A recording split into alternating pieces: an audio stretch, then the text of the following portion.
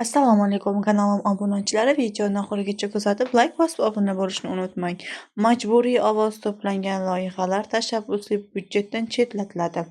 Iqtisodiy va moliya vazirligi majburiy ovoz to'plangan loyihalar tashabbusli byudjetning ovoz berish bosqichidan chetlatilishini ma'lum qildi. Xususan, Quva tumanidagi 37-maktab direktori ovoz yig'ish uchun o'qituvchilarning maoshidan 700 ming so'mdan ushlab qolishni talab qilgani aniqlandi.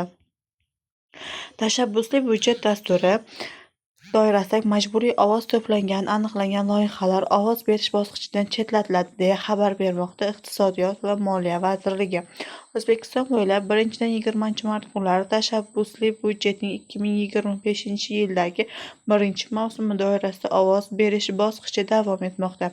Xususan, Farg'ona viloyati Quva tumanidagi 37-maktabda xodimlar majburiy ovoz berishga jalb etilgani aniqlandi.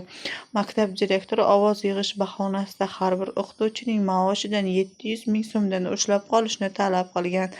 Shu munosabat bilan vazirlik mazkur maktabda majburiy ovoz to'plangan loyihalarni ovoz berish bosqichidan chetlatish yuzasidan tuman xalq deputatlari kengashiga taqdimnoma yubordi. O'z ovozingizni qadrlang, uni faqat o'zingiz munosib deb bilgan loyihaga bering, deyiladi vazirlik bayonotida. Ma'lumot o'rnida jarayon doirasida majburiy ovoz berishga jalb etish majburiy mehnat sifatida tavsiflanishi belgilangan.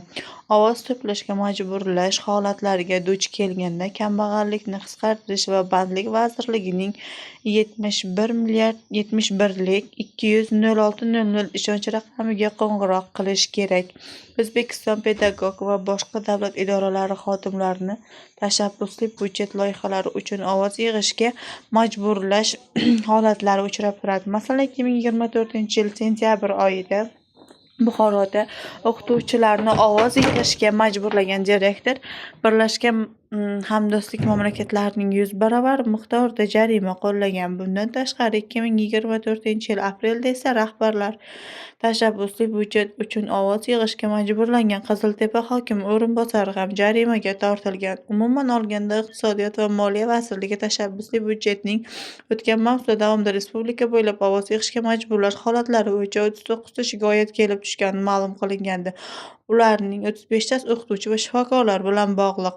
Avvalroq Maktabgacha va maktab vazirligi va Hilola Umarova pedagoglarni tashabbusli byudjet doirasida ovoz yig'ishga majburlash va ularning bu uchun pul yig'ish noqonuniy ekanini eslatgandi. Agar pedagoglar shunday holatlarga duch kelsa, vazirlikka murojaat qilishlari mumkin, degan vazir. Gazeta.uz yashash hududidagi muammolarni hal etish uchun loyiha taklif etgan aholi ko'proq ovoz yig'ish uchun turli usullardan foydalanayotgan jarayon ishtirokchilarini mikrofon bilan tutgan. Bizni kuzatishda davom eting. Xayr, salomat bo'ling. Like bosib obuna bo'lishni unutmang.